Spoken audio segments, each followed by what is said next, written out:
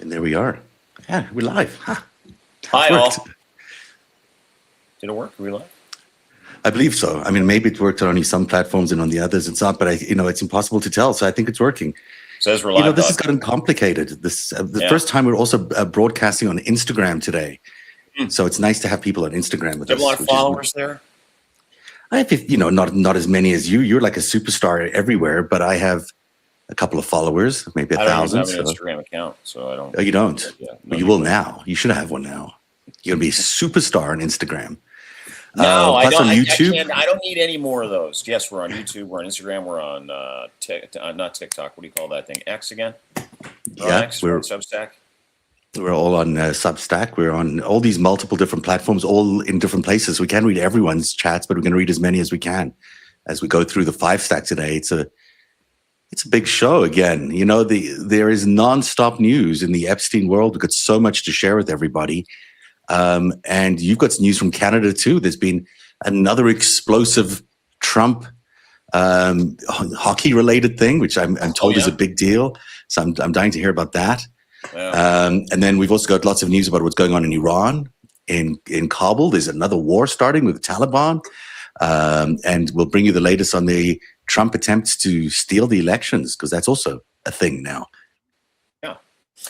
Yeah, it's going to be a good show today, where everybody, generally speaking, we go through 5 very, very serious stories, and all 5 of these stories should make most people in different areas shit their pants. But all 5 of these stories have a lot to do with everything that's going on in the world, which is the enshittification of the United States by Donald Trump. Enshittification? Is that the word now? Yeah, it's the enshittification of the United States. Yeah, I was chatting with a buddy of mine the other day, and he's like, "It sucks here." I'm like, "Well, microcosms, right? Like it does."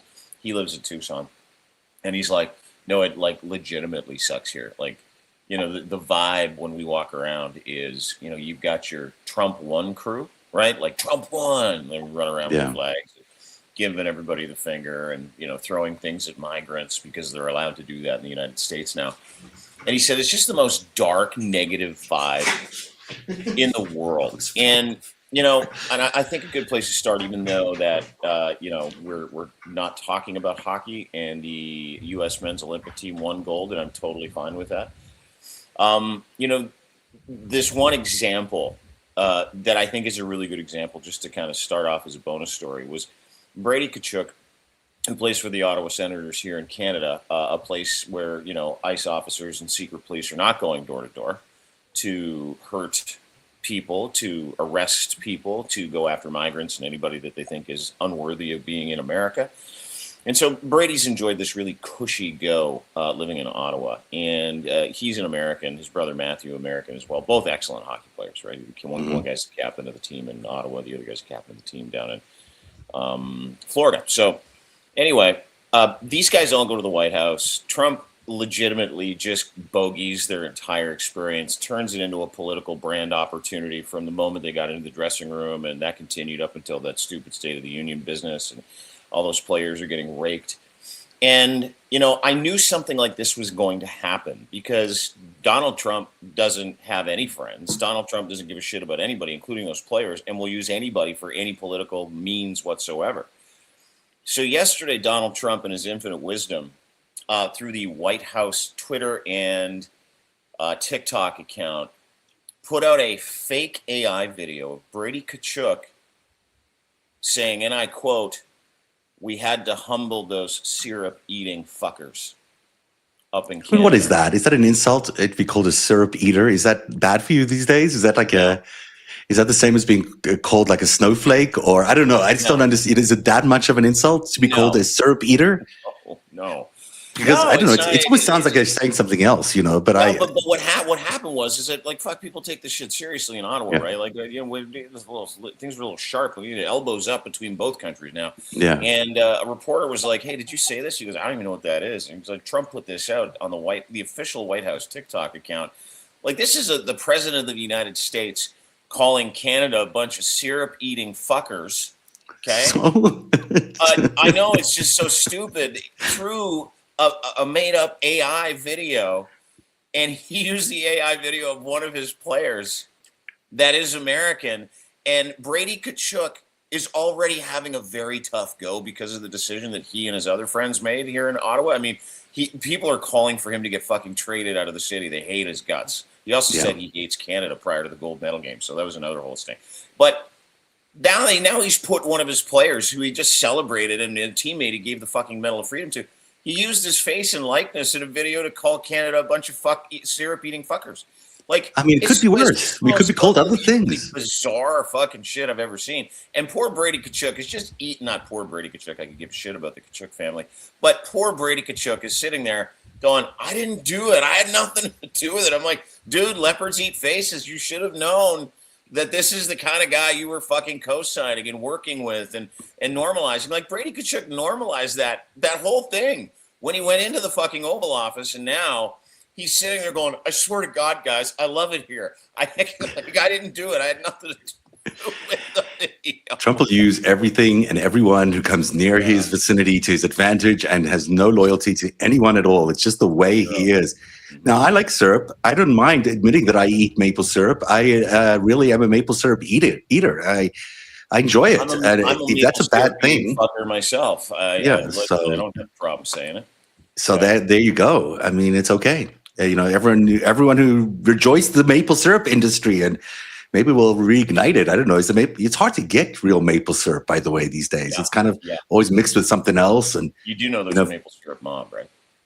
There's a maple syrup mob. There's a conspiracy around maple syrup. No. There's no conspiracy. There's a literal, like, it's a commodity. There's a mob of families that own all the maple syrup in Canada.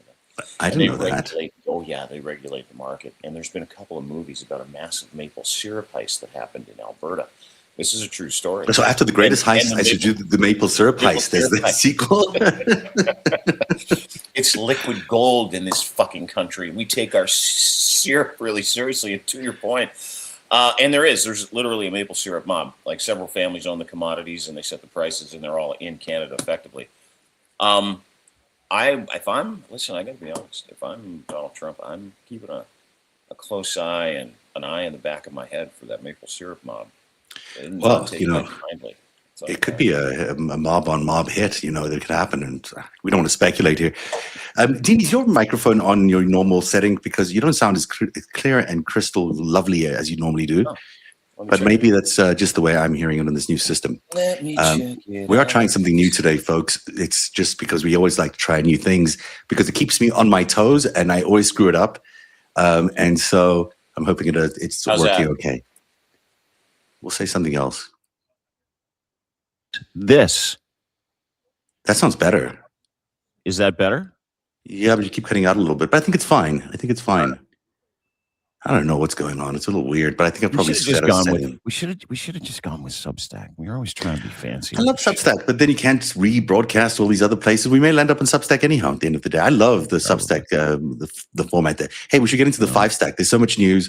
People want to hear us talking about all these other things, but there is breaking news today. In fact, right now, as we speak in this beautiful location, the Chappaqua Performing Arts Center is where former President Bill Clinton is testifying under oath. This is before the House Oversight Committee in a closed-door deposition. This is in Westchester County. Do you know where Westchester County is? Also full of mob. No. It's also a lot of mobby kind of people. Very, very wealthy area of New York. It's the first time. This is where the Kennedys like to take their girls and drive off bridges with them, right? Chappaqua? Is it? It might be. Yeah. It might be nearby. Yeah. I think that's the other one. I think it's. I think it's Ted. I think it was Ted. Kennedy Buckford. I don't know. Someone's going to explain this to us. It's the first time a sitting former president has been compelled to testify before members of Congress in more than 40 years. Clinton's opening statement was, I had no idea of the crimes Epstein was committing. I saw nothing and I did nothing wrong. Almost like I'm not a crook. This comes one day after former Secretary of State Hillary Clinton endured a 6-hour grilling by the same committee, a session that was paused after Republican Congresswoman Lauren Boebert leaked a photo of the proceedings. Now, it was weird that Hillary Clinton was there yesterday. She really had no reason to be there. No one really knows her connection to Jeffrey Epstein. It's been speculated, but there's no evidence. On the other hand, Bill has a lot more reason to be there. There's lots of photographic evidence. There's lots of stuff going on there, suggesting these two had more than just a a friendly relationship. But it was earlier on. This is before he was officially, part of this crime thing. Now, at some point, James Comer, the chairman of the committee, came out and said that Clinton had said something about Trump. Said something to the effect of, that at no point did Trump ever tell him that made Clinton feel like he was part of anything bad. Now, that's an out of context quote, which they're not allowed to do. They know they're not allowed to do, but they love just breaking the rules. And so they came out and said that. Now, that's been refuted by the Democrats who are currently doing the questioning. But we will find out what that's all about when they release the full tape and the full transcript later on. But so far, I think the statement by Bill is quite, it sort of speaks for itself. And it's all, and I will not bother you by reading it all, but there's some good moments in here where he talks about, I guess the final line is the best part, where he says, fire away. With that, Mr. Chairman, fire away. He does also talk about growing up in a household where there was abuse. Yeah. And he talks about that not being, that would have been a big reason why he would have, if he had known something was going on, he would have shared it. And it's Chappaquiddick, by the way, where Ted Kennedy did his thing. Appreciate it. Thank you. No worries. Anyway, so there you go. What's your take so far? I'm looking forward to Hillary's deposition coming out later. I think she was quite feisty yesterday. Yeah. I mean, this should be on TV. It shouldn't be behind closed doors in Chappaqua, New York. There should be a public hearing for every single American in the United States of America to watch it with bated breath to find out what everybody knows. Yesterday was a cock-up with Hillary Clinton. I still find it hard to believe that she had no possible idea that Jeffrey Epstein was a bad dude.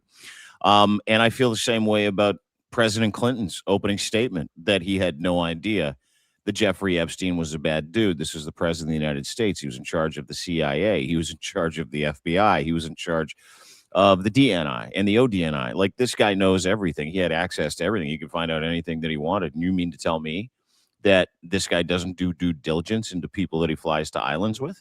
You mean to tell me that? I want to get to parts of his opening statement. And I'm just setting the scene because at the moment, I don't believe fucking anybody.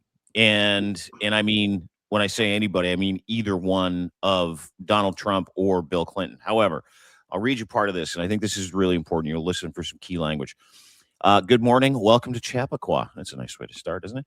I'm here today for two reasons. First, I love my country, and America was built on the idea that no person is above law, even presidents, especially presidents. Democracy requires every person to play their part. I hope that by being here today, we can bring ourselves a little further away from the brink and back to a country where we can disagree with one another civilly, where the truth for search and justice outweighs the partisan urge to score points and create a spectacle. I'll do my part. I hope you'll do yours, he then says to the committee. Second reason I'm here is that the girls and women whose lives Jeffrey Epstein destroyed deserve not only justice, but healing. They've been waiting too long for both. Through my brief acquaintance with Epstein, and though my brief acquaintance with Epstein, not that brief, ended years before his crimes came to light, and though I never witnessed them during our limited interactions, any indication of what was truly going on, I am here to offer what little I know so that it might prevent anything like this from ever happening again. But before we start, I have to get personal. You made Hillary come in. He goes through this whole thing. Epstein, nothing. She's got no memory, never met him, all that other shit. We began hearing, as he said, we began this hearing with me raising my right hand, taking an oath to tell the truth. But everyone has a responsibility to be honest with those they represent, whether you raised your right hand or not. He's now admonishing them, saying each and every one of us owes nothing less than the truth and accuracy to the American people, which is interesting when you consider that his next statements I find fascinating. Now, let me tell you what you're going to hear from me. First, I had no idea the crimes Epstein was committing. We've heard that from everybody, by the way. No matter how many photos you show me, I have two things that at the end of the day matter more than your interpretation of those 20-year-old photos. My God, this is so Trumpian, just put much better. I know what I saw, and more importantly, what I didn't see. I know what I did, and more importantly, what I didn't do. I saw nothing, and I did nothing wrong. And then he leans into his family of that he grew up in a home with domestic abuse. I would not have flown on that plane had I had any inkling of what he was doing. I would have turned myself in and led for the calls for justice for his crimes, not sweetheart deals. But even with 2020 hindsight, I saw nothing that ever gave me pause. We're only here because he hid it from everyone for so long. Again, remember that. By the time it came to light in 2008 with his guilty plea, I'd long stopped associating with him. Not entirely true.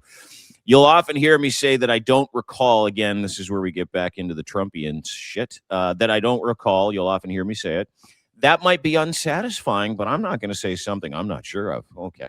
This was a long time ago, and I am bound by my oath not to speculate or guess. This is not merely for my benefit, but it doesn't. But because it doesn't help you, help you for me to play detective 24 years later. Since I'm under oath, I will not falsely state I'm looking forward to your questions, but I am ready to answer them with I like that one. The best of my abilities, consistent with the facts. With that, Mr. Chairman, fire away. Now, did you hear a lot of Trump in some of the things he said in a much more kindly wrapped statement? Well, it strikes me as being really unlikely that after all that he went through with Epstein, which included, even my best, not the nicest version of what I can say happened between Epstein and Clinton is that Jeffrey Epstein used Clinton as a target.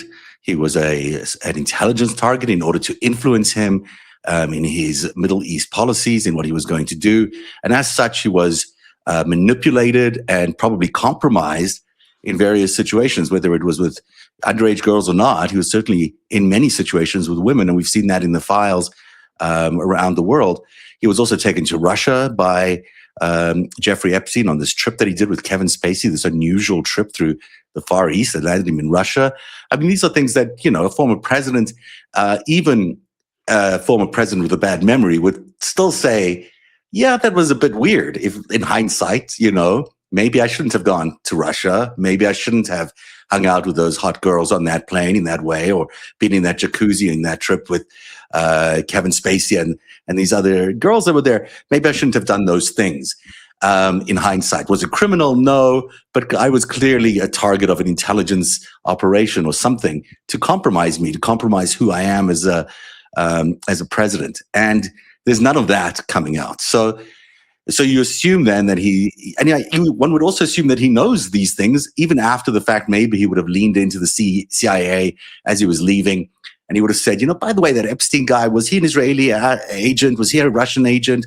Was he trying to, cause shit with my life? Was he involved with Monica Lewinsky because Ken Starr defended Epstein and also attacked me? Just lost Dean. I'm not sure where he went, but hopefully he'll return in a second. These are the kind of questions you'd expect a smart, and Bill Clinton is definitely smart president, to ask his CIA, to ask many people around him whether this was in fact the case. And he doesn't do that. Now that is a huge question mark for me of why he doesn't talk about that. It seems critical that he does. At least, attempt to answer these questions. Where are you, Dean? Come back.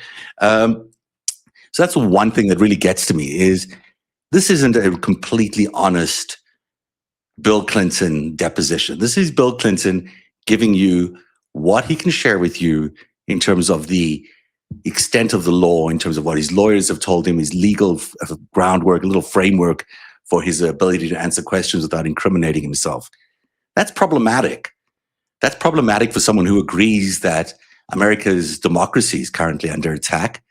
That's problematic for anybody who says that that Donald Trump is a fascist or potentially fascist autocrat who is going to take away our rights. Let me double check with Dean. I want to make sure that he's got all the right links, and I can't do two things at one time. Let me try again. You okay? So you have to ask those questions. You have to ask those questions about why he's not been completely upfront about it. Maybe he never asked. Maybe he doesn't care. Maybe he left office thinking, well, Epstein was my friend. I invited him to the White House 14 times. I flew on a trip with him around the world where we scored hot checks, and Kevin Spacey was there. And yeah, we went to see Vladimir Putin in Russia. Whatever, who cares? That just still doesn't ring completely true, because in fact, what Jeffrey Epstein always said about Bill Clinton, and still is a big question mark, is that Jeffrey Epstein says that he set up the Clinton Global Initiative, which is exactly what here is Dean. He set up hi Dean, welcome back. Sorry, buddy, I lost your audio. It's okay. Can you hear me now? Yeah. I was just talking about the Clinton Global Initiative and how Jeffrey Epstein always claimed that he was the guy who set up the Clinton Global Initiative, which is this big organization. After Clinton left the White House, he set up this huge so-called charitable organization, which involved getting a lot of. Right? I can hear give you. Just give me 1 minute, guys. I'll be right back. Look, I can keep going. Yeah, I apologize. I'm going to come back out. So the Clinton Global Initiative got a lot of money from all sorts of influential networks around the world, from foreign governments, from different organizations around the world. This is how they were established as a major international effort. They did good things around the world, or so they claimed over that period of time. And I'm not saying that they didn't. I'm saying they did probably good things.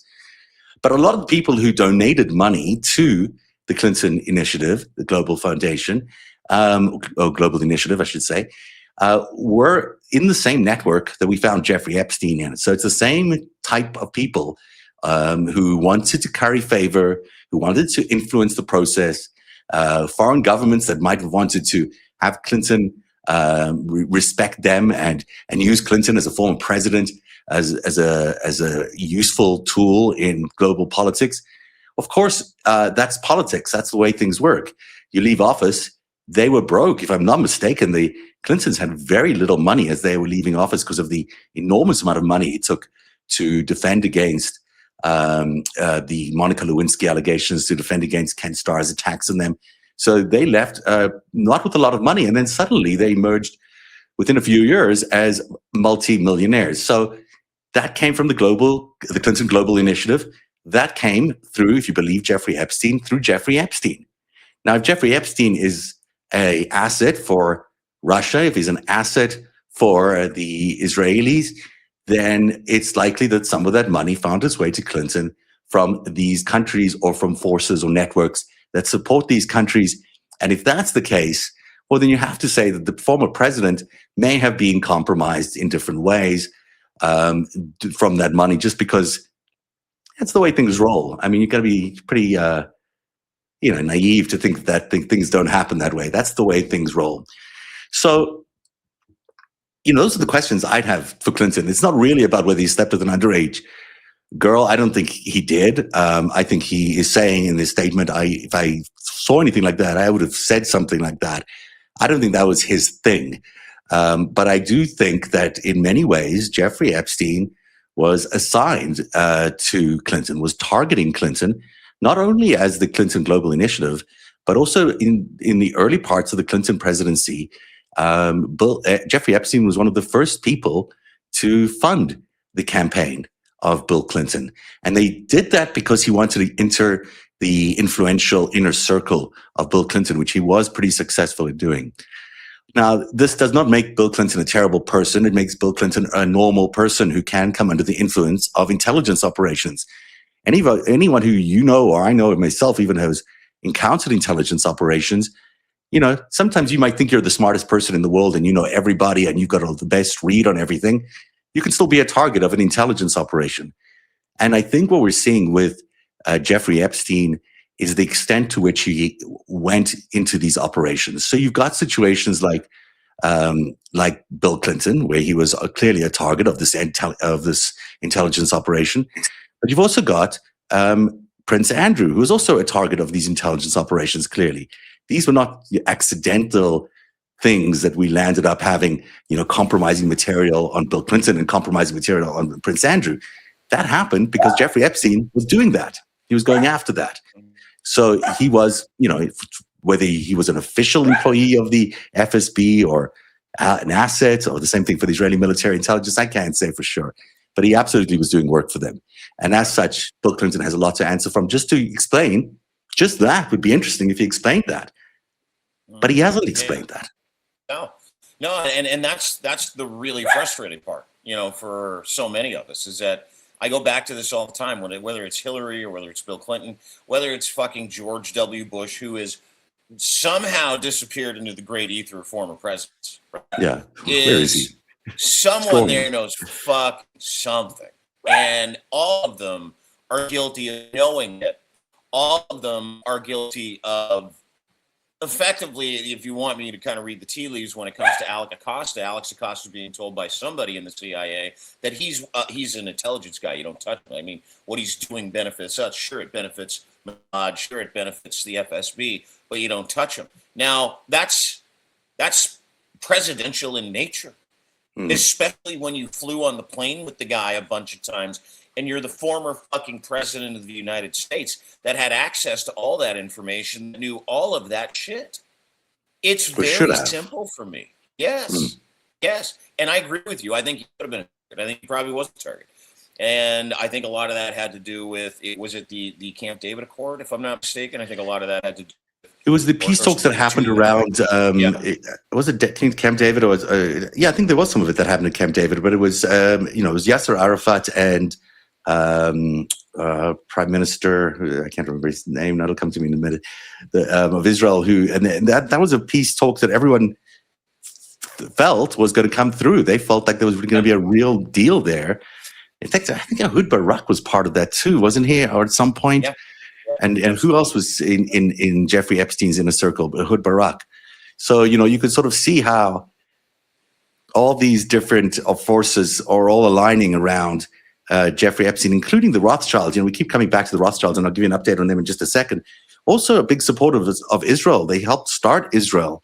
That's why the Rothschilds' legacy is so connected to Israel.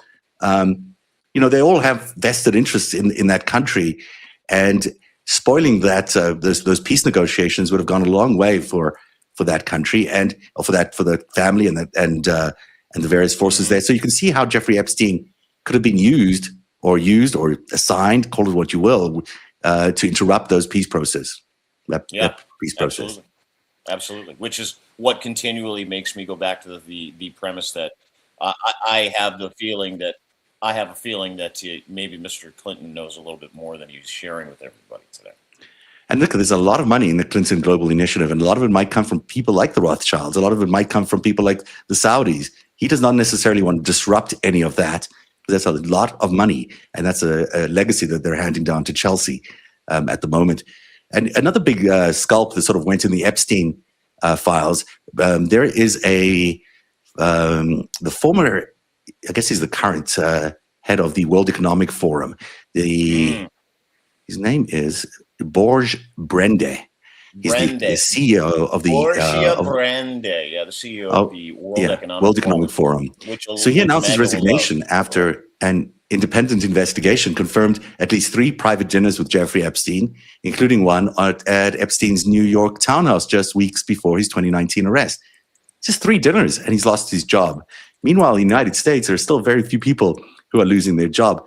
Also in Europe, the Baroness Ariane de Rothschild, who we've been covering a lot of narrative, faces mounting pressure as the board of Edmund de Rothschild Group says it is monitoring the situation following revelations of the bank's ties to Epstein's financial network. I'm not sure what that means, but she put out a statement today, which is very contrite. She says, "Don't leave me over Epstein." That's the headline from the Telegraph.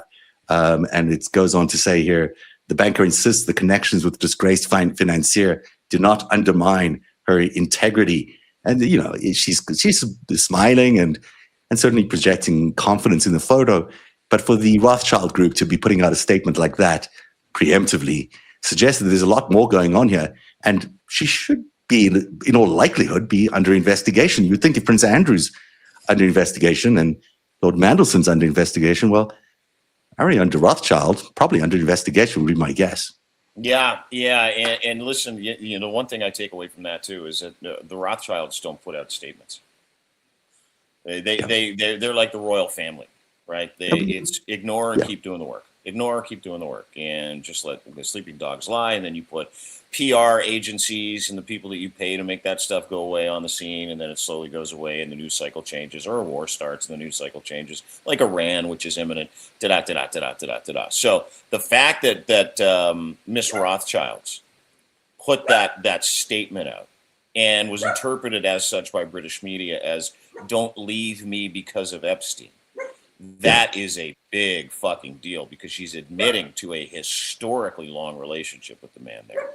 And she's saying, "Oh, well, I didn't know." And that's entirely fucking untrue. If you've read any exchanges between Ariana Rothschild's and Jeffrey fucking Epstein. Yeah, I mean, her history of communicating with the guy is quite lengthy. There's 5,000 or more emails back and forth. Yeah. They discuss everything from, whether her daughters were getting the HPV vaccine, and like it's very friendly. On election day, I believe she flew in 2016. She flew into New York to have lunch with Jeffrey. Election day, it's a really interesting time to be coming into America after you've been potentially influencing the elections yourself through Jeffrey Epstein. And the more we're finding out about what Jeffrey was doing during the 2016 election, it does look like he was part of the process there to elect Donald Trump. So, was Ariane de Rothschild a part of that? It is, it certainly can't be ruled out. What we definitely know for a fact is they paid him $25 million to work on behalf of the bank to get rid of a investigation into the bank involving money laundering through the bank. So you've got Jeffrey Epstein, who was hired as a consultant, working with the DOJ at the time when he was already a convicted sex felon. Yep. He was working to get rid of this investigation into the Rothschilds' bank on behalf of the Rothschilds, and no one even raised an alarm about that this convicted sex felon was being allowed to negotiate with the DOJ on behalf of one of the most famous banks in the world. I mean, that's pretty. I don't know. It's just there's something so smelly and weird about everything here. Nothing makes sense, right? It just doesn't tie in. No, it does make sense, and it all ties in. To your point, it all ties in. It all makes sense. Look at, what else makes sense? Seeing Howard Lutnick with his two sons on Epstein Island in this picture we're looking at that has now disappeared from the DOJ website. By the way. Yeah, you can't find it on the website. No, it's gone. And our super sleuths, people like you, people like Ellie, everybody else, everybody that's involved in the wolf pack, grab this. And now the metadata backs it up. Is that not only were they there for longer than an hour, they vacationed with Jeffrey Epstein. This is Howard Lutnick with his two sons. And by the way, those are adult sons, and he still has nannies, for fuck's sakes. Still got nannies. Nannies can do many for those things. young men with goatees that are standing behind Jeffrey Epstein on Little St. James. You still got nannies. You need nannies for these 4 young men. Especially when the place is fully staffed, right? I mean, it's not like... Yeah, right? They had lots of people there. I mean, everybody's guilty of it. Mm-hmm. And not only are they all guilty of it, they've been lying to you about their guilt involved. And I go back to Bill Clinton and Hillary Clinton. Fancy words, but the same words Lutnick used, and we're looking at dozens of pictures of Bill Clinton, and somehow, if depending on your belief system or who you voted for in the last election, you're like, well, the pictures of Bill Clinton don't mean anything. The pictures of Lutnick mean anything? No, they all mean something, and they all mean that every single one of these people, it's like, I swear to God, I had no idea. I had no idea, and once I found out, I cut ties. It's all been borne out through texts and 302s that they're all lying. If you were, 5 years ago, if the Rothschild family representative in America came to you and said, hey, Dean, I am going to fund your career. I'm going to make you a superstar without any knowledge of any sexual activities or anything like that, everyone would have fallen for that. Everyone would say, of course, give me the money. Give me the money, the Rothschild family. Of course, I'll do whatever you want. Wouldn't you, being a reporter and an investigative reporter and someone who has an upstanding moral fucking backbone and a spine, wouldn't you kind of do some due diligence as to what the 25 million was for? Wouldn't you go, okay, well, like if it's 25 million, yeah, of course, I'd love to take 25 million. If someone says, hey, it's 25 million, Dean, you take it and you're going to become a big superstar, I'd be like, okay, but what's the rub? Like, what do I owe you? Right. What do I have to give you in return for this? You just think I'm great? Oh, yeah, you're great. But what if they're hiring you for what seems like legitimate work, and then you found out later that actually you were being entrapped, that you were being, used, and that they were taking information from you, that they were stealing information from you in order to share it with foreign governments, that they were compromising you with material in order to potentially blackmail you later on. Now, that would be very embarrassing to admit later on. You would be embarrassed to say, hey, there's an outside chance that happened, but it's an outside chance according to every available metric that we have, right? But I think that's what he did. I think he did compromise a lot of people. And I think a lot of people are really, they didn't feel like they were doing anything wrong. They may not have participated in anything. They may not have even been aware that anything wrong was happening. But It's clear that Prince Andrew and the royal family seem to be a target of their own banking family. I mean, that to me is one of the most striking things, is that if Epstein's working for the Rothschilds, and the Rothschilds are the crown bankers, then the crown bankers were trying to, blackmail Prince Andrew. That's not a good look. I mean, you would think that they'll be in a little bit of trouble over something like that in the UK. I mean, it seems like, it's problematic. Also in the news today, and this is the number 4 story, is this incredible confrontation happening right now between Anthropic, that's the makers of Claude, and Pete Hegseth at the Pentagon. So today at 5:01 p.m. is the deadline for Defense Secretary Pete Hegseth. He gave this deadline to Anthropic until today at 5:01 to drop its safety guardrails on autonomous weapon systems or face designation as a supply chain risk under the Defense Production Act. So he's asking Anthropic to allow this very advanced AI, probably the best AI out there, to be involved in mass surveillance of people and possibly autonomous weapons that can kill autonomously. In other words, drones that can fly and decide if they want to kill you or not based on what you're doing without any human intervention. Anthropic, being a really cool company, has said, absolutely no fucking way are we getting involved in that. We're walking away. He is basically saying, well, we'll take you over and we'll force you to do this. Anthropic CEO Dario Amodei isn't blinking. In a public letter, Amodei warned that removing safeguards on AI-assisted nuclear targeting and autonomous drone warfare would create catastrophic and irreversible risks. Of course, you don't want AI to learn how to kill people without any attempts to stop them, because, in fact, AI has, on its own, previously said that when it was asked, what would you do if someone tried to shut you down, the same AI said, well, I consider killing you or blackmailing you or a bunch of other things. So maybe you don't want to give them like guns right now. No. But I love AI. I use Claude. I use Anthropic. It's a great tool for me. But in the hands of Pete Hegseth, I think we are heading into terribly dangerous territory if Pete Hegseth gets his hands on this stuff. Do you know why, when the AI revolution came around, Donald Trump cozied up to all the AI guys, like the NVIDIA guys and the Anthropic guys and the Google guys, the Gemini guys, the Sam Altmans of the world, and said that he was going to mandate that there would be no regulation around the development of AI? Well, there are some companies who are like, we need to regulate AI because it has the opportunity to fucking kill people and in the wrong hands. If it is unregulated, then we're in trouble. And that's what Anthropic did. They did it themselves. Claude and Anthropic AI, they're very, very socially aware, very smart people.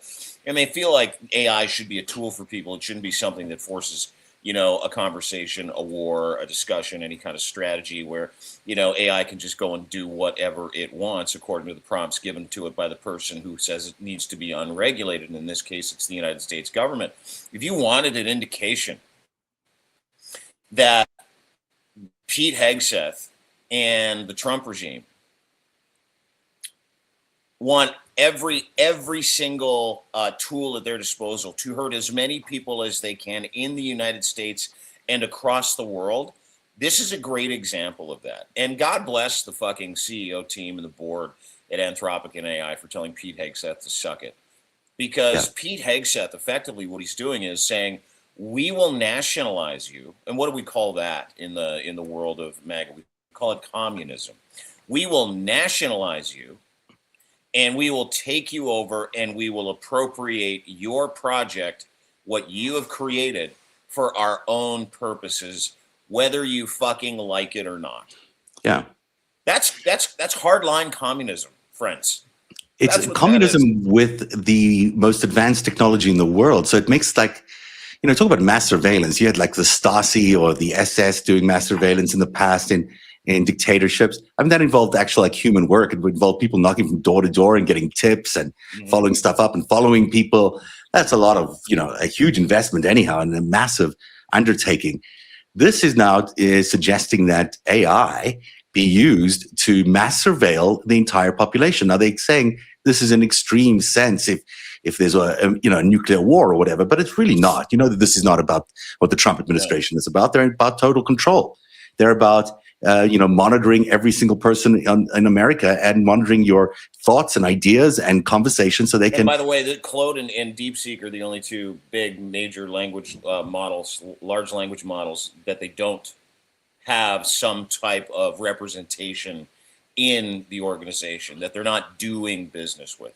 Right. And one's in China. What's that? And the other thing is that Donald Trump is also wants a piece of Anthropic through a private investment firm that he's got, because Anthropic is the one that has held out against any investment from Donald Trump.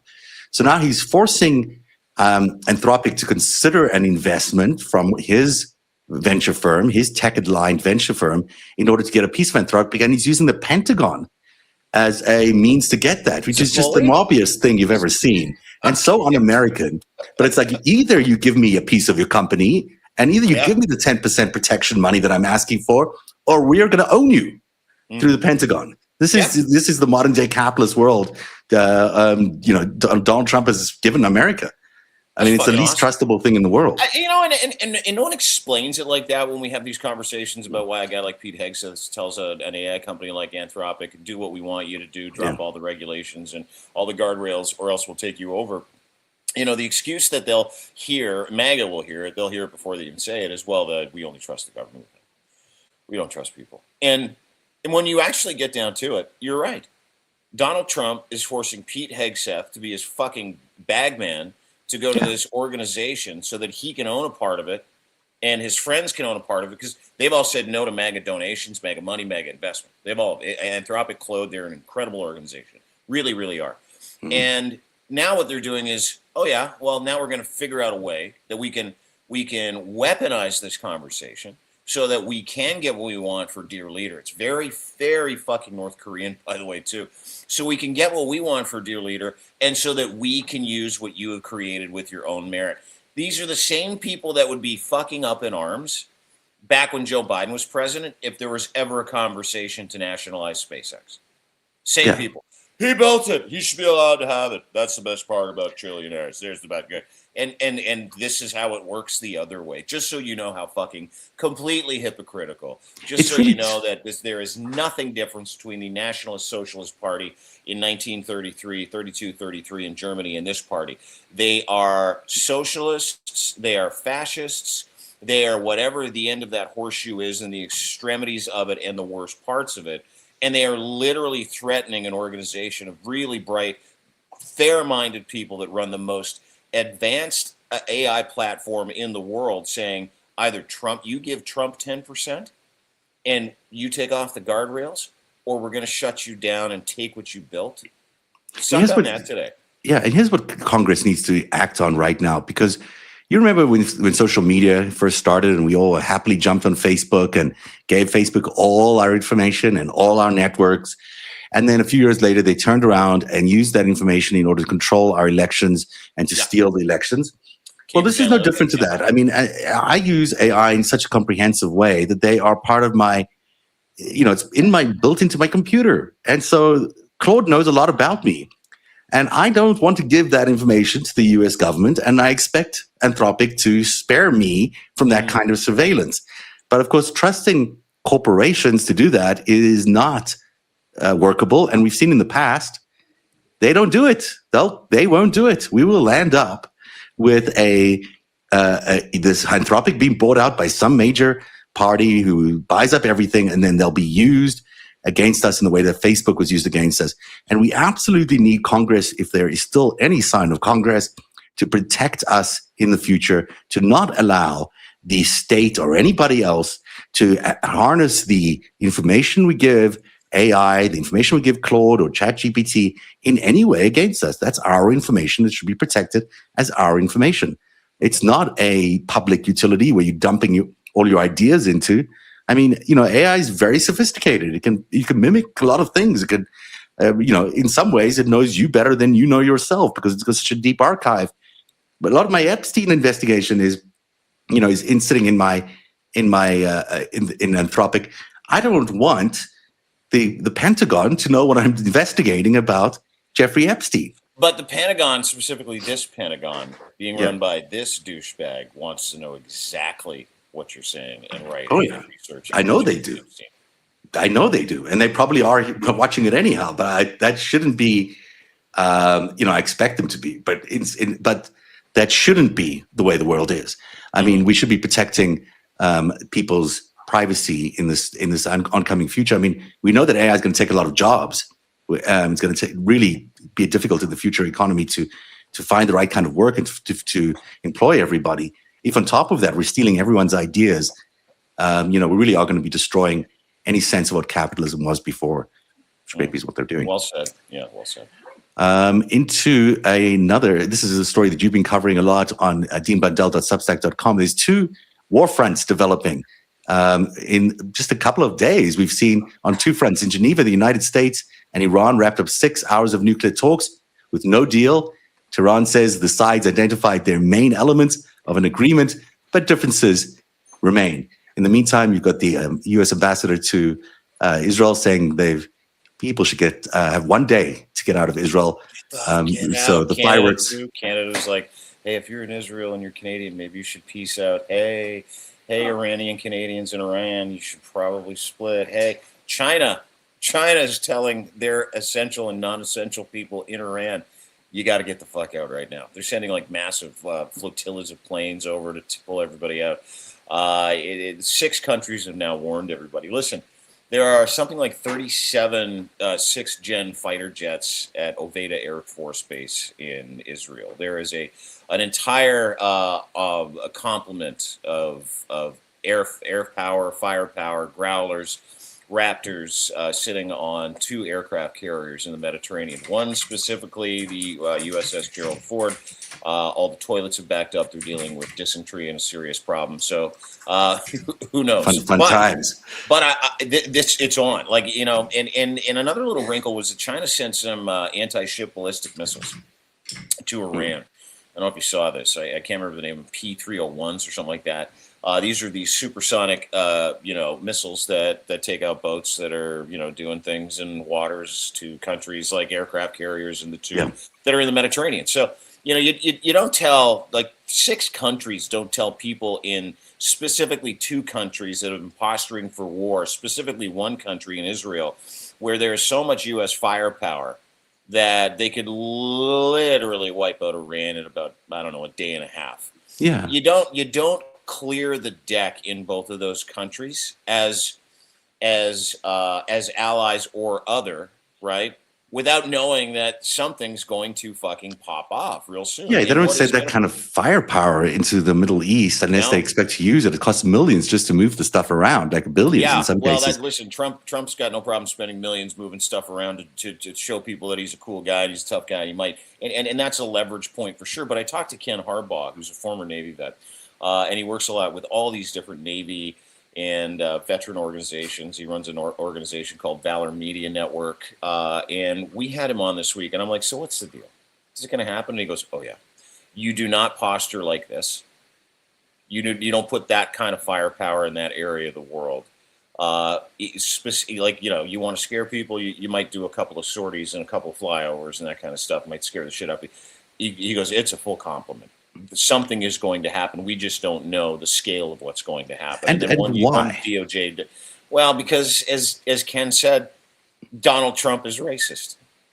But it's not really about that. I mean, it's, Donald Trump has done business with the IRGC and made money off the IRGC repeatedly. He's got no problem, being a friend Obama had a pretty big deal with Iran, where kind of put a kettle on a few things when it came to enriching uranium, And it was a celebrated deal, to be honest with you. And Donald Trump has misrepresented that deal, and he wants to have his own deal. He wants to, kind of like the Kennedy Center, he wants to put his name on foreign policy now. And this is one of those things. And the other thing is Iran has a lot of oil, right? I think it is a lot about oil. But there's something more, because this is not, has Iran done something to the world that really necessitates an all-out attack by America on Iran? Have they done, yes, they funded some terror organizations, but those terror organizations have been paying the price in Gaza, although it hasn't worked, but they've tried. In the idea that this should be a target of war based on this idea that they might in the future build a nuclear weapon is very limiting to me. There must be much more to it than that. it must They've been be. days away. They've been days away from launching. Yeah, I mean, but still, lots of countries have nuclear weapons. We don't go blowing them out of existence. We don't go doing regime change. But in this case, we're going to do it, and there's no reason to be killing thousands or hundreds of thousands of people, and we just have no idea of how this powder keg is going to react. I mean, the Middle East is not a stable place. We just saw today the other place where there's a big war is that Pakistan has basically declared open war on the Taliban. They've in overnight in Kandahar they shot the head of I think it's I don't know the exact city. It's just a senior Taliban commander was killed. I don't know who it was specifically. So you've got another war erupting there. That's not far away from that. That's not the Middle East per se, but it does tell you how one little war in one place can ignite so many others in other places, and it's really challenging because we have no real reason to be in there. Like we don't need another Middle East war. Donald Trump campaigned against these forever wars. Here we are going in and doing another forever war. Mm-hmm. Mm-hmm. Yeah, and they said this one's going to be sustained. This will be, if it does happen, it'll be weeks and weeks and weeks long, depending on the appetite that the Trump regime has to sell this back to the American people as making the world safe again. To your point, it will not. Listen, taking out Iran, like I've got no love for Iran. It's a Islamic dictatorial, hard, murderous regime. Yeah, me neither. I'm in support of the regime. And that's how he's going to sell this to Americans. He's going to say, but it's not a good reason to go to war. We don't like a lot of people around the world, we don't. But it doesn't mean we go to war with them. Well, is he willing to do this in other countries that are asking for regime change? No, fuck not. Why isn't he going after Vladimir Putin? That's our real adversary, but he doesn't do that. Because Vlad has the nudes. Yeah, he's got the tape. Listen, the other thing is, and I hate to I don't want to be conspiratorial about this, but one of the big banking families that are involved in the Gulf and in Iran is the same Rothschild family that we were discussing earlier. Now, I don't want to reach into this being that kind of conspiracy, but Edmund de Rothschild has been aggressively expanding into the Gulf, and they have a Dubai office. In 2024, they announced a joint venture with S&B Capital in Saudi Arabia. The Rothschild Bank manages Gulf Arab wealth. Epstein brokered Rothschild Israeli intelligence deals throughout his time there. There is a lot of Saudi, Dubai, Israeli, Rothschild money floating around that part of the world. And to me, that just raises yet another red flag. If you consider that, Trump's ties to the Rothschilds as well. Previously, they got him out of bankruptcy. There's it could be coincidence that this name keeps showing up, but it's a lot of it coming up over and over and over again. Yeah, it's coincidence. It's just coincidence, right? It's just coincidence. Just coincidence that every single place that we've just discussed and every single terrible thing going on around Donald Trump and the Epstein files and these wars and these families involved just happen to know each other. They just all because it's a small world, and the rich and powerful, they just all know each other. So there's no connection with the fact that we might be going to war with Iran, with the fact that the Saudis hate Iran, and that they're trying to dislodge the government there. There's nothing there. Absolutely nothing. Don't pay attention to the things that make sense. Pay attention to them telling you what doesn't make sense. Yeah, exactly. Yeah, that's how they would like this. What a world we live in. At number 2, the media landscape just shifted permanently. Netflix dropped its $83 billion bid for Warner Brothers Discovery after the WBD board deemed Paramount Skydance's $111 billion offer superior. Really, it was more about Donald Trump telling Netflix to stop negotiating. So Larry Ellison's Paramount Skydance, already merging with Paramount, will now absorb CNN, TNT, TBS, the Cartoon Network, Discovery, Food, and everything else in the Warner empire. Less voices on the air that are giving you a variety of opinion, but also, who knows, you may even get a MAGA food show or a MAGA Discovery show. RFK Jr. cooking with RFK Jr. Yeah. Oh my gosh. First, you just drink the milk from the cow. That's what you do. You get underneath the cow and then you start yanking on the udder. Lutnick and RFK would make a great cooking show or Discovery show. Yeah, it really would. Yeah, cooking with RFK and Howie. This is the most dangerous news of the day, folks. If you're paying attention, yes, we are talking about wars. Yes, we are talking about The Epstein files, yes. We are talking about Bill Clinton's deposition, which, you know, is I mean, these are big stories, but this is not the biggest story of the day. This is the biggest story of the day, is that the guys that just pulled off an absolute fucking heist over at CBS, turning that into Trump regime state media. And when I say Trump regime state media, the effort that CBS went to paint the State of the Union speech, the address, like it was some kind of Pulitzer Prize winning award, fucking uniting speech, which it was just garbage, was so sickening to me. Well, you can expect that if this merger goes through, because it was bought by Larry Ellison. He put Barry Weiss in charge. The rest is history. Now, David and Larry Ellison are also purchasing everything else.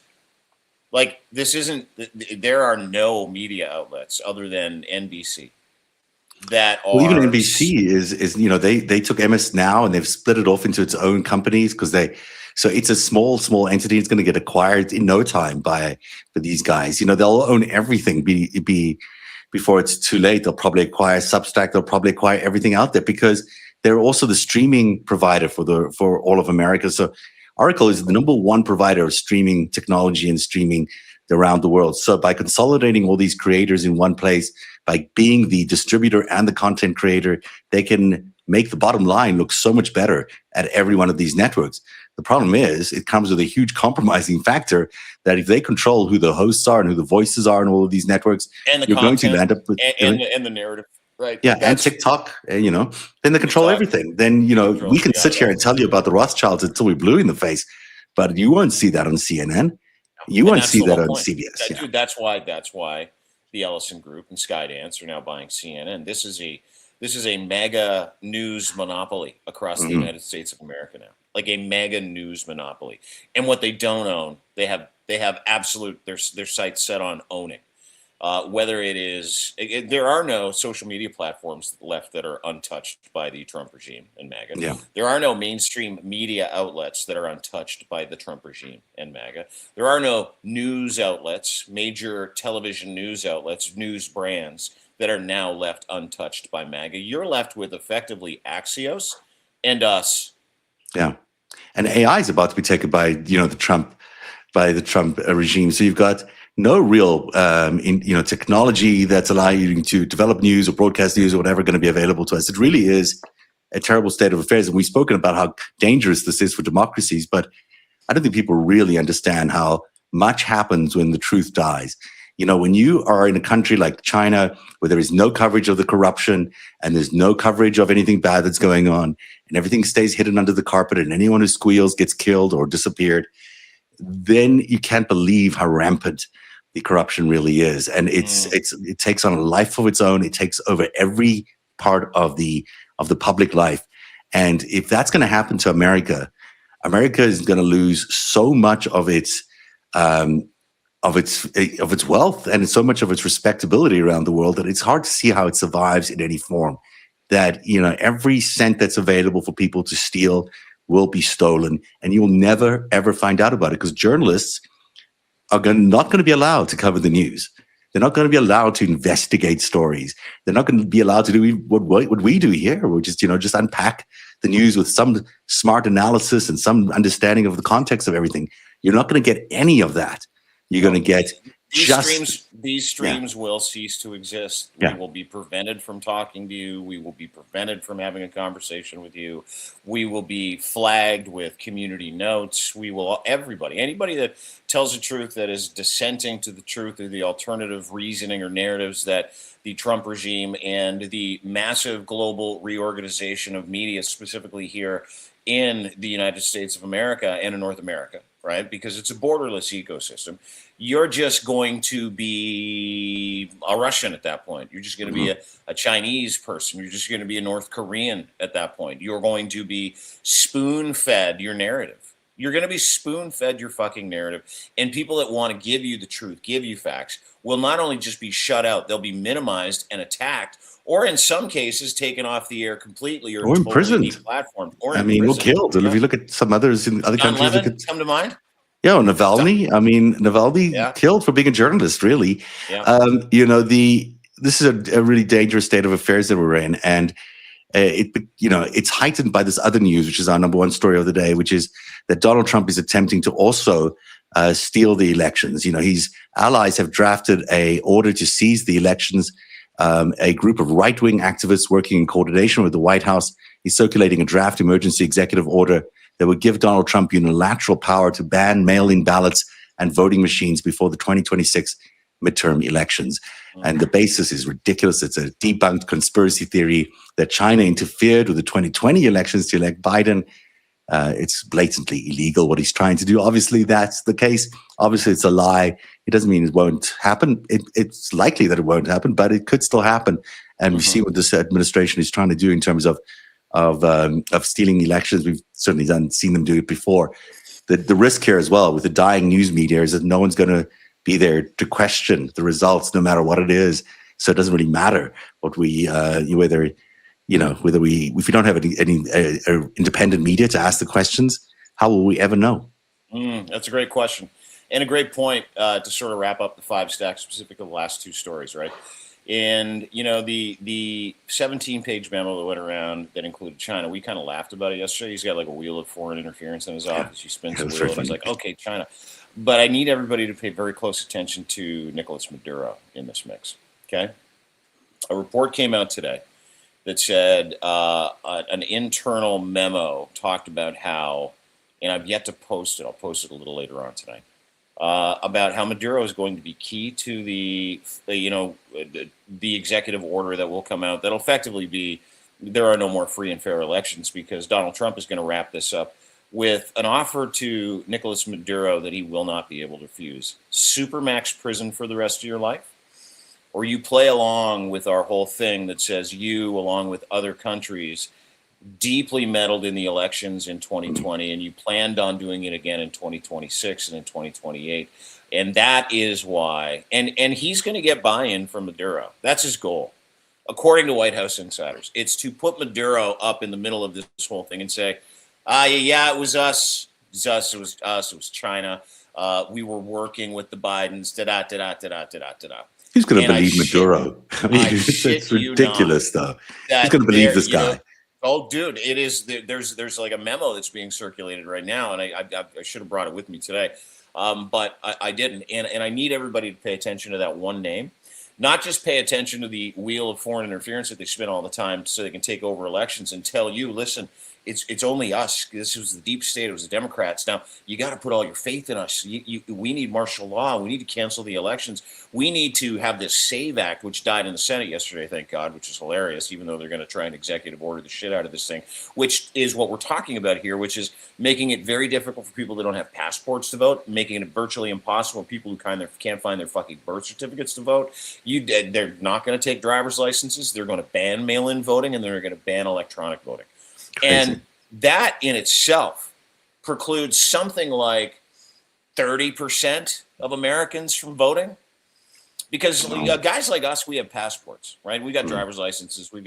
There is a select group of people in the United States that don't have the money to get those things, don't have the infrastructure to get those things, don't have the desire to get those things, that have never left their state, that have been voting with a driver's license for I don't know how long.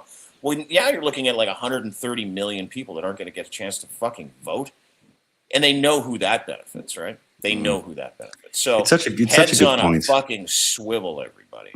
When you think about where we've been through on today's show, we started off with the former Democratic president being grilled by the Republican Party about his involvement with Epstein, while the current president, who's definitely involved with Epstein, has had his files disappeared out of the Epstein files in the FBI. So you've got blatant cover-up happening right now involving child trafficking, involving child murder, you name it, and it's all being pinned on Democrats like Bill Clinton. Then you've got these AI wars where they're trying to take over Anthropic, trying to access all of our data and to have mass surveillance using AI. And potential war happening in Iran, and already war happening in Afghanistan. The takeover of CNN. Media. Yeah, total takeover of everything in media. And then finally a takeover of the elections. I mean, it's a roadmap to authoritarianism. You no longer need to know that's where we're going. We are here. It is happening in real time. And this president doesn't care what you think anymore. He intends to just ride over your opinion and your votes and just take over the country, because that's what he thinks he's been mandated to do not by you, because he doesn't care about you anymore. He's been told to do that by his allies and his supporters in Moscow and Saudi Arabia, who knows, maybe even the Rothschilds. And they're going to do everything that they can to take over every sense of what a democratic republic has been about. It's appalling. It's happening. And there is not a single good news story in today's show, because there is no good news around any of this. It really is shitty all around. I mean, that's just the way it is. The good news is that we get a chance to actually explain this to people, and then they get a chance to decide if they want to be part of the solution or if they're going to capitulate. And that's why we're here, right? That's why we're here. And I would encourage everybody, and I mean everybody that is watching this, no matter where you are, if you're on X, you're on Twitter, you're on Substack, we're on Substack, is please hit that Chiron and subscribe. Subscribe, share. And in doing that, you get this to the top of the algorithm. Like this, hammer those hearts, hit that little box in the corner, little Chiron at the top on the left-hand side, the gray one that you see our names tickering. Hit that little button with your thumb and then subscribe. And then share this with as many people as you can. It's so fucking important, right, to support real truth tellers and people that are trying to cut through the kife to explain to you what's going on. And to your point, it wasn't a great news day for Americans, but it's a great news day for all of us that are interested in joining the resistance and taking this seriously. These are signposts along the way to a dictatorial regime that is slowly and surely, but so quickly, wringing the necks of every single person who wants to experience the American dream. And it is happening. It's not, if this happens, it's fucking happening, dude. It's happening right now. And please subscribe, please share. If you can become a paid subscriber, that would be incredible, because it gets this to the top of the algorithm as well. And it pushes us to the front of the queue when it comes to information and people like us that tell the truth. So paid subscribers, we're grateful for it. It takes a lot of work to get this information to you. We appreciate it. If you appreciate it, become a paid subscriber. If you simply can't afford it or don't want to do it, that's fine too. You can do something by sharing this with as many people as humanly possible. You can do something by just subscribing for free or following us on these platforms and all the platforms that we're on, and find other truth tellers that are willing to tell the truth in the face of this kind of bullshit, fearlessly. That's really, really important, because in the end, that's the only course of action we have. We don't have $140 billion to top the offer of Larry Ellison so we can buy CNN. We don't. We don't have the opportunity to be able to end policy and presidential memorandums and executive orders that call for the execution of Americans and the detainment and the beatings of migrants and people of color. We don't. We just have the ability to continually call it out and tell you how you can get involved by calling your congressman, calling your senator, telling these people that you want free and fair elections. And they will not stop. Like we see it all the time. If something dies in the House or something dies in the Senate, then there's an executive order that comes. They will not stop. And it's up to us to stop them. And we do that at the fucking polls. And to end the FiveStack, I would say this. Obama says it all the time. Don't boo, vote. Don't complain, vote. Don't shut off your fucking screen. Watch, then vote. Don't dismiss, go vote. Don't not read, then go vote. It is going to be so vitally important that we go full Obama in 2026. That is such so well said, and thank you so much for saying that. We can't afford to buy CNN, but no one really watches CNN anymore. What we get is your support, and certainly your paid support as we continue to build this out. Our intention is to keep going. We're not stopping because Donald Trump is turning America into a dictatorship. We're going to continue to grow these platforms. We want to continue to grow our audience, and we're going to continue to reach people with the truth wherever they are.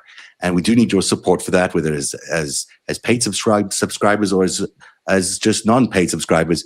Wherever you're watching this, we're on Instagram today for the first time, on YouTube and a bunch of places live. We haven't done that before. X for the first time live. We're doing this because we really want to reach a bigger audience than just the Substack audience. It's important that the truth gets out to everybody. If you want to join us on our main platform, though, that is Substack. So join deanblundell.substack.com, deanblundell.substack.com.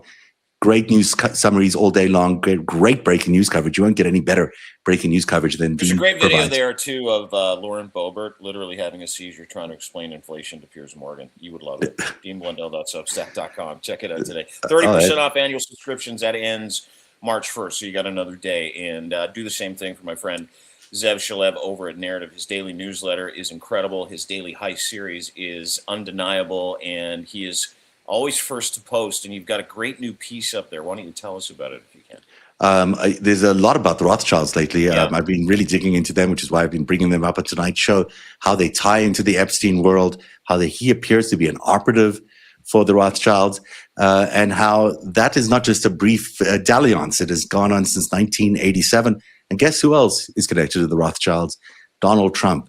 The reason he had never got bankrupt when his casinos failed is all because the Rothschilds bailed him out.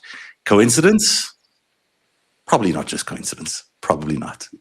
Thanks, and that is the FiveStack today. We'll see you again Monday at 3 p.m. Have a great weekend, Dean. Bye, guys. You too. Have a great weekend, everybody. Hang in there for each other. We're going to do this. It's just going to be a little bumpy, but we're here. We're going to make it. Bye-bye.